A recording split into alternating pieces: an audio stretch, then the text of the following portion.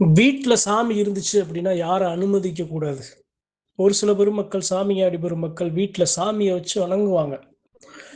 ஏன் வணங்குறாங்க? எதுக்கு வணங்குறாங்க அப்படின்னா, அவங்க அந்த சாமிய வணங்கணும்னு அர்த்தம் இல்ல. அந்த சாமிய அவங்க வணங்குறாங்க, அவங்க மட்டும் தான் வணங்குறாங்கன்னு அர்த்தம் இல்ல. சாமி உரிமையோட கேட்டு, "எனக்கு இத எடுத்து வச்சு என்னைய வணங்கு" அப்படின்னு பெண் தெய்வங்களும், ஆண் பெருமக்களும் அந்த சாமியாடி பெருமக்கள் சத்தியமான வழியில நிக்கிற பெருமக்கள்கிட்ட உரிமையோட கேட்கும். அப்ப அவங்க என்ன பண்ணுவாங்க, அந்த சாமிகிட்ட மறுபடியும், "தாயே நீ கேட்கிற சரி. நீ கேட்டேன்னு நான் வாங்கி வச்சு, அதை என்னால கொண்டு செலுத்த முடியுமா? நீ காலத்துக்கும் ஒரு குறை நிறை இருந்தாலும் நீ மன்னிச்சு ஏத்துக்குவியா? நீ சொல்ற, நான் வாங்கி வச்சிடுறேன். நானு, குடும்பம், என் பிள்ளை குட்டியே இருக்கு. இப்ப நல்லா இருக்கும். நாளை பின்ன ஏதாவது ஒண்ணு அப்படின்னா, ஒரு கோபக்குறிய நீ என்கிட்ட காட்டிடக்கூடாது. குத்தம் குறை எதா இருந்தாலும் நீ மன்னிச்சு பரிபூரணமா ஏத்துக்கன்னு சொல்லுதாயே, உத்தரவை கொடு. உனக்கு நானு என்னால முடிஞ்ச காசை போட்டு நான் வாங்கி வச்சு உன்னை வணங்குறேன். உனக்கு பிடிச்சதை வாங்கி வச்சு வணங்குறேன் அப்படின்னு அந்தந்த தெய்வங்களுக்கு அந்தந்த சாமியாடி ஒரு மக்கள் வணங்குவாங்க. சாதாரண விஷயம் இல்ல. ஏனோ தானோன்னு நம்ம சொன்னோம், அவங்க சொன்னாங்க, இவங்க சொன்னாங்கன்னு சாமியை வச்சு வணங்குற அப்படியெல்லாம் இருக்கிறதெல்லாம் சாமி பேசாது. அந்த சாமி வந்து இருக்க இடம் இல்லாம இருந்துச்சு அப்படின்னா, உடுத்த உடை இல்லாம இருந்துச்சு, உண்ண உணவு இல்லாம இருந்துச்சு, அல்ல பெரிய இடையூறுகளுக்குள்ள, தொந்தரவுகளுக்குள்ள, மாயம் வந்து மாந்திரீகங்களுக்குள்ள சிக்கி அந்த தெய்வம் கண்ணீரும் கம்மாயம் அப்படி இருந்துச்சு அப்படின்னா, அந்த மக்க கிட்ட அது மாதிரி கேட்கும், உரிமையோட கேட்கும். எங்க ஆத்தா என்கிட்ட கேட்கறது இல்லையா, கடைசி காலத்துல தான் ஐயா என்னைய நல்லபடியா தூக்கி போட்டுறியா, என்னை நல்லபடியா கடைசி காலத்துல பார்த்துக்கையா, நல்லபடியா எனக்கு செய்யறதை செஞ்சிரியா அப்படின்னு ஆத்தாலும் அப்பனும் தான் பிள்ளைட்டு எதிர்பார்க்கறது அதான். நல்லா கை கால் சுகம் இருக்கிற வரைக்கும் எதையும் எதிர்பார்க்க மாட்டாங்க. என் பிள்ளைக்கு நான் இருக்கேன்னா தான் நல்லா சொல்லி வருவாங்க. எப்போது கை கால் சுகம் இல்லாம அவங்களே இயக்க முடியாமல் இருக்கிறார்களோ, அப்போது அது அவங்க எதிர்பார்க்கிறது தான் அந்த பெத்த பிள்ளைகளோட கை, பெத்த பிள்ளைகளோட மடி. அதே மாதிரி தான் சாமி. அது மாதிரி ஒரு சூழ்நிலை வந்துச்சு அப்படின்னா, அந்த சாமியாடி பெருமக்கிட்ட கேட்கும். சரிங்க, கேட்குது. அப்படி இருக்கிற அந்த சாமியாடி அந்த சாமிக்கு பிடிச்சத அந்த சாமிக்கு பிடிச்சத வாங்கி வச்சுட்டு அந்த சாமியோட அந்த சாமிக்கு சம்மந்தப்பட்டதாயிருமே, அந்த சாமிக்கு பாத்தியப்பட்டதாயிருமே, அந்த சாமியோட பொருளாயிருமே வாங்கி வைக்கிறாரு, வணங்குறாரு, நல்லா கொண்டு செலுத்துறாரு. அப்ப அப்படி இருக்கிற ஒரு வீட்டில் யாரை அனுமதிக்க கூடாது? யாரை அனுமதிக்க கூடாது? அதாவது எப்படி சொல்றது அப்படின்னா, ஒரு எல்லை இருக்கு அப்படின்னா, ஒரு எல்லையில ஒரு திருவுருவ சிலை இருக்கு அப்படின்னா, அந்த சாமிய பார்க்க, வணங்க ஒரு சில காலகட்டம், ஒரு சில நேரம். ஏன் மற்ற நேரங்கள் எல்லாம் அந்த சாமியை திறந்து வைப்பதில்லை? எல்லா நேரங்களையும் அந்த சாமியை பார்க்கறதில்ல. அப்ப அவ்வளவு பெரிய பெரும் பெரும் ஆலயங்கள் இருக்கும் அந்த தெய்வங்களுக்கே அப்படி ஒரு கட்டுப்பாடு இருக்கும்போது, வீட்டில் நம்மளே கதின்னு வந்த சாமிக்கு யார் என்ன கட்டுப்பாடு? அப்ப அந்த வீட்டில் இருக்க மக்க அதை நீங்க சரி செய்யணும். எப்படி சரி சரி யாரை அனுமதிக்க கூடாது? முதல் விஷயம், சுத்தம் இல்லாதவர்கள், அசுத்தமான பெருமக்களை அனுமதிக்க கூடாது. ஆண்களாக இருந்தாலும் பெண்களாக இருந்தாலும் உடல் ரீதியாக சுத்தம் இல்லை அப்படின்னா அனுமதிக்கவே கூடாது. வீட்டிலேயே அப்படி அசுத்தம் ஆயிட்டாங்க அப்படின்னா சாமி ரொம்ப இழுத்து அடைச்சிடணும், போகக்கூடாது. அந்த வாடையானது அந்த சாமி பக்கம், அதனுடைய அந்த வாசம் அந்த பக்கம் போகக்கூடாது. சரி, இது எல்லா இடத்துலையும் தெரிகிறது தான். எல்லா சாமினாலே சுத்தம். சரி, அவங்களுக்கு தெரியும், அந்தந்த டயத்தில் அப்படி எப்படி இருந்துக்கிறவங்க. இது ஒன்று. இன்னொன்று என்ன அப்படின்னா, அதாவது இந்த வெளியிலேருந்து ஆட்கள் வருவாங்க. அவங்க அப்படின்னா, அசுத்தம் இல்லாமல் அவங்க வந்தாங்க அப்படின்னா உங்களுக்கு நறுக்குப்படும். அந்த வீட்டில் இருக்க எல்லா பெருமக்களுக்கும் நறுக்குப்படும். அந்த சாமி கூச்சத்தை கொடுத்துடும். அந்த சாமி உங்களுக்கு அந்த உங்கள் மனசில் நறுக்குப்பட்டுரும். அப்போ நீங்கள் என்ன பண்ணணும்? அவங்கள உள்ள அழைக்காமல் நீங்கள் வெளியே இறங்கி போய் பேசணும். நறுக்கு பட்டுச்சு, உங்கள் மனசுக்கு அது நறுக்கு பட்டுச்சு அப்படின்னா அவங்கள நீங்கள் உள்ள அழைக்கக்கூடாது. நீங்கள் வெளியே இறங்கி போய் அவங்ககிட்ட பேசி அவங்க மனசையும் கஷ்டப்படுத்தக்கூடாதுல்ல. யாரும் தெரிஞ்சு செய்ய மாட்டாங்க, தெரியாமல் செய்கிற பெருமக்களை. ஆனால் அந்த இடத்துல அந்த சாமி எல்லையில் இருக்க சாமி காட்டி கொடுத்துரும். உங்களுக்கு காட்டி கொடுத்துருங்க, யாராக இருந்தாலும் காட்டி கொடுத்துரும். ஒரு ஒரு ஒரு ஒரு ஒரு ஒரு கூசம், ஒரு உங்க மனசு ஒரு அச்சப்படும், ஒரு நறுக்குப்படும். அவங்க வந்தா ஒரு மாதிரியா சுத்தம் இல்லாம அவங்க நீங்க உணர்வீங்க. அந்த நேரத்துல உடனே இறங்கினீங்க போய் அங்க இறங்கி பேசி அவங்கள நீங்க வெளியே அனுப்பணும். இது 2. வேற யாரும் அனுமதிக்க கூடாது அப்படின்னா, இலவு வீடு அல்லது இது போன்ற ஒரு சில தீட்டு வீடு அல்லது ஒரு சில முடி இறக்குற வீடு, அது மாதிரி அந்த முடி இறக்குற இடம் அங்கே போயிட்டாங்க அப்படின்னா குளிக்காம உள்ள வரக்கூடாது. இது எல்லாத்துக்கும் தெரிஞ்சதுதான், இருந்தாலும் சொல்றேன், ஞாபகப்படுத்துறேன். சரி, இது இல்லாமல் வேற யாரும் அனுமதிக்கப்படாது? அதாவது நம்ம எல்லா மக்களையும் அனுமதிக்கலாம், சுத்தமான ஒரு மக்கள், நல்ல எண்ணம் கொண்ட எல்லா மக்களையும் அனுமதிக்கலாம், தப்பு இல்லை. உள்ள வர்றாங்க, சாமியை கும்பிடுறாங்க, பார்க்குறாங்க.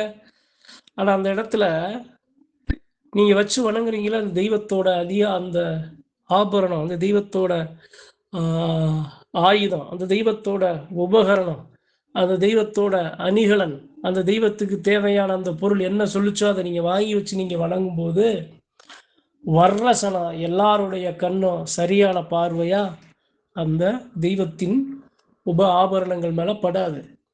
இப்போ அந்த இடத்துல என்ன ஆகும்? அந்த சாமிக்கு ஒரு சொல்லுவாங்க கொல்லி கண்ணு அப்படிம்பாங்க. பார்க்குற பார்வையிலே, அந்த கண் பார்வையிலே ஒரு சில விஷயங்கள் இருக்கான், கொல்லி பார்வை அப்படிம்பாங்க. இதுதான் அந்த திருஷ்டி விழுகிறது. இது மாதிரியான பார்வைகள் தான் கண் பார்வை திருஷ்டின்னு சொல்லுவாங்க. இது மாதிரியான விஷயங்கள் எல்லாமே அந்த சாமியை சாடிடும், விழுந்துடும். அது மட்டும் இல்லாம அது ரகசியம் வெளியே தெரிஞ்சிடும். அந்த தெய்வத்தோட அமைப்பு, அந்த தெய்வத்தோட நீங்க எப்படி என்ன தெய்வம் வணங்குறீங்க, என்ன சாமி, என்ன பொருள் வச்சு, என்ன வாங்கி வச்சு நீங்க வணங்குறீங்கிற அந்த விஷயம் வெளிய மக்களுக்கு தெரியும். ஒரு காதுல இருந்து இன்னொரு காது, 4 காதுக்கு அப்படியே பரவும். நல்லதா பரவுனா பரவாயில்ல, வேற மாதிரி பரவும். சாமியை வச்சு கும்பிடுறாங்க, சாமியை எடுத்து வச்சு கும்பிடுறாங்க, அந்த வீட்டில் சாமி இருக்கு, அந்த வீட்டில் சாமி இருக்கு அப்படிங்கிற மாதிரி வேற மாதிரியான ஒரு தோற்றத்தை உருவாக்கிடுவாங்க. அது அந்த சாமிக்கும் பிடிக்காது, அந்த மக்களுக்கும் அது சிறந்தது இல்லை. அப்போ அது மாதிரியான மக்களை நாம் உள்ள அனுமதிக்கக்கூடாது. சரி, வேற யார் அனுமதிக்க? பொதுவாக சாமின்னு ஒரு இடத்துல ஒரு வீட்டில் இருந்துச்சு அப்படின்னா, யாராக இருந்தாலும் அந்த வீட்டில் ஒரு 4 பேர் இருக்காங்க, 4 பேர் ஆணு பெண்ணு இருந்தாலும் 4 பேருமே எப்பவுமே மடியில் நெருப்ப கட்டிக்கிட்டு தான் இருக்கணும். அந்த வீட்டில், அந்த எல்லையில் அந்த தெய்வம் இருக்கப்பா, அந்த சாமி இருக்கப்பா, அந்த எல்லையில் உன் கூட 4வது 5வது ஒரு ஆள் அந்த சாமி அந்த எல்லையில் வாழுதியா, உன் சாமியா அப்படிங்கிற பட்சத்தில் அதுக்கு மரியாதை கொடுத்து இருக்கிற பெருமக்களால் மட்டும்தான் இது மாதிரி தெய்வங்களை கொண்டு செலுத்த முடியும். இல்லாட்டினா ஒன்றும் இல்லாமல் வெறும் சக்தி இல்லாமல் வெறும் ஏதோ ஏதோ துணி, ஏதோ காகிதம், ஏதோ ஒரு பொம்மை, ஏதோ ஒரு இரும்பு அப்படிங்கிற மாதிரி அது போயிடும். அப்போ அந்த இருக்கிற மக்களும் நாம சரியா இருக்கணும். சரி, வேற யாரும் அனுமதிக்காது, வேற யாரும் அந்த சாமியை நாம அனுமதிக்க கூடாது. அதாவது எப்படி சொல்றது அப்படின்னா, நமக்கு நம்மளுடைய இறைக்கு எதிரான ஒரு மக்களை உள்ள அனுமதிக்க கூடாது. இறைக்கு எதிரான ஒரு மக்கள், நாத்திகவாதிகள், அது மாதிரியான பெருமக்களை உள்ள அனுமதிக்க கூடாது. சரி, அது இல்லாம தீய வினைகள் செய்கிற பெருமக்கள், ஒரு சாமி இருக்கு, ஒரு எல்லையில நீங்க தெய்வத்தை நீங்க வச்சு வணங்குறீங்க அப்படின்னா அதை எடுக்கணும், அதை அடையணும், அதனுடைய சக்தியை புரிஞ்சுக்கிறணும், பார்க்கணும், தெரிஞ்சுக்கிறணும்னு ஒரு சில தீய சக்தியெல்லாம் உங்க எல்லையை தேடும், நாடும். அப்போ அந்த எல்லையில் இருக்க சாமி உங்களுக்கு அதை காட்டி கொடுக்கும். வர்றது சரியான மக்கள், எல்லாருமே சரியான மக்களை வருவாங்களான்னு நம்ம கணிச்சிட முடியாது. ஒரு சில பேர் என்ன பண்ணும், நகை கண்ணு இருக்கு பார்த்தீங்கன்னா, அந்த நகை கண்ணு அதில் வச்சு தூக்கிட்டு போயிடுவாங்க. ஒரு சின்ன இரும்பு பொருளை போட்டு விட்டு போயிடுவாங்க, ஒரு சின்ன விபூதி பொட்டணத்தை போட்டு விட்டு போயிடுவாங்க, ஒரு குங்குமத்தை போட்டு விட்டுருவாங்க, ஒரு மைய தடவிடுவாங்க, ஒரு சின்ன ஒரு திடப்பொருளை, ஒரு திரவ பொருளை அந்த இடத்துல போட்டு போயிடுவாங்க, ஒரு தகடை போட்டு போயிடுவாங்க, ஒரு இரும்பை போட்டு போயிடுவாங்க. இது மாதிரி ஒரு வெத்தலை காம்ப, ஒரு மந்திரிச்ச ஒரு சில தாயத்தை, ஒரு சில இது மாதிரியான ஒரு விஷயங்களை அந்த இடத்துல இதெல்லாம் நடக்க அனுமதிக்க கூடாது. இதெல்லாம் நடக்குங்க, அதெல்லாம் நடக்குதுங்க, யதார்த்தத்தை தான் சொல்றேன் நான், கற்பனையா எதையும் சொல்லலை. அப்ப இதெல்லாம் அனுமதிக்க கூடாது. இதெல்லாம் வருதுன்னா உங்க சாமி, அங்க இருக்கிற சாமி உங்களுக்கு காட்டி கொடுத்து நீங்க சுதாரிப்பா இருக்கணும். வெளுத்ததெல்லாம் பாலுன்னு இருக்கக்கூடாது. எந்த சாமி உங்களுக்கு அந்த குணத்தை இயல்பிலே கொடுத்தாலும் நீங்க எல்லாத்தையும் வெளுத்ததெல்லாம் பாலுன்னு நீங்க நினைக்க கூடாது. என்ன ஏதுன்னு ஆராய்ஞ்சு பார்க்கணும். அது நடந்ததுக்கு அப்புறம் அதனுடைய தாக்கம் உங்களுக்கு தான் இருக்கும், அந்த சாமிக்கு தான் இருக்கும். அந்த சாமி கஷ்டப்படும், அதனுடைய தாக்கம் உங்களுக்கு அடிக்கும், நீங்களும் கஷ்டப்படுவீங்க, உங்க குடும்பமும் கஷ்டப்படும். 2 நாள் ஒரு உடம்புல ஒரு காயம் ஏற்பட்டால் புண்ணு ஆகும், 2 நாள் ஆகும்ல. அது மாதிரி அது மாறுற வரைக்கும் அந்த உடம்புல உங்களுக்கும் அந்த தெய்வத்துக்கும் ஒரு சில வேதனைகளை நீங்க அடையிற மாதிரி ஆயிரும். அப்ப உங்க எல்லையில உங்க வீட்டுல ஒரு சாமி இருக்கு அப்படின்னா நீங்க அந்த சாமி எப்படி பாதுகாக்கணும், யாரை அனுமதிக்கணும், யாரை அனுமதிக்க கூடாது, எதை பத்தியும் கவலைப்பட வேண்டிய அவசியம் இல்லைங்க. உண்மையான தெய்வம் அந்த இலையில இருந்துச்சுன்னா உங்ககிட்ட காட்டிடுங்க. உங்ககிட்ட காட்டிட்டு யாரை அனுமதிக்க கூடாது, யாரை அனுமதிக்கணும் உங்ககிட்ட காட்டிடும். அப்படி அனுமதிக்க கூடாதுங்கிற வந்தாலும் அவங்க மனசு கஷ்டப்படாம அவங்கள சரி பண்ணி நாம அனுப்பணும். அதுலதான் உங்களுடைய சாமர்த்தியம் இருக்கு. எந்த ஒரு மனுஷனையும் நாம அவர்களை கஷ்டப்படுத்திடக்கூடாது. மனதளவுல உடல்நலவுல சுத்தமாக இல்லாட்டினாலும் அவங்கள நாம அசுத்தப்படுத்திடக்கூடாது. அது மனித மாண்பு அல்ல. அவர்களுடைய மனம் போன போக்குல நீங்க உங்களுடைய சாமர்த்தியத்தை, சாமியையும் பாதுகாக்கணும், வீட்டையும் பாதுகாக்கணும், அது மாதிரி வந்தவங்களையும் மனசு கஷ்டப்படக்கூடாதுங்கிற மாதிரி நீங்க அவங்கள கையாளணும். அதான் ஒரு சாமியாருக்கு இருக்கிற ஒரு குணம். இப்ப இந்த பதிவுல யாரெல்லாம் உங்க வீட்டுல தெய்வத்தை வச்சு வணங்குறீங்க, இது மாதிரி ஒரு ஆபரணம், ஒரு ஆயுதம், ஒரு அணிகலன், அந்த சாமியோட பெட்டி கூட, அந்த சாமியோட இது மாதிரி எதுவாக இருந்தாலும் அதை நீங்க வச்சு வணங்குனீங்க அப்படின்னா இப்ப நான் சொன்ன விஷயங்கள் எல்லாமே உங்களுக்கு செய்வீங்க. இருந்தாலும் இதன் மூலியமா உங்களுக்கு நினைவுறத ஆசைப்படுறேன். எப்படி சொல்றது, என்னதான் ஆனாலும் அந்த சாமி உங்களை விட்டு போயிடாது, விளையிறாது. ஆனா கஷ்டத்தை கொடுக்கும், நொடிச்சிடும். அந்த சாமி இருக்கிற இடம் சரியா இல்லை அப்படின்னா அந்த எல்லையில இருக்கவங்க கஷ்டப்பட்டுட்டே இருப்பாங்க, ரத்த கண்ணீரோட வடிப்பாங்க, கஷ்டம் கருமாயம் தீராதுங்க. ஏன்னா அந்த எல்லையில இருக்க சாமி அதே நிலை, அதான் அது உங்களுக்கு பிரதிபலிக்கும். வீட்டுல பிரதிபலிக்கும், ஒரு தொழில்ல பிரதிபலிக்கும், பெரிய ஒரு கருமாயத்தை வறுமையை கொடுத்துரும். அப்படியெல்லாம் இருந்தா தான் சாமியை நாம சரியா கொண்டு செலுத்தலாம். கொண்டு செலுத்தவே கூடாதுங்க. சாதாரண விஷயம் அல்ல பெருமக்கா, சாதாரண விஷயம் அல்ல. ஏதோ போன போக்குல பேசுற பேச்சு அல்ல. உடம்புல நம்ம உயிர் உறுப்புகளா இருக்கிற நம்மளுடைய இதயம் எப்படி இருக்கோ அதே மாதிரிதான் நம்ம சாமியை நாம நினைக்கணும். உயிருக்கு நிகரா, நெருக்கமா, நேரா.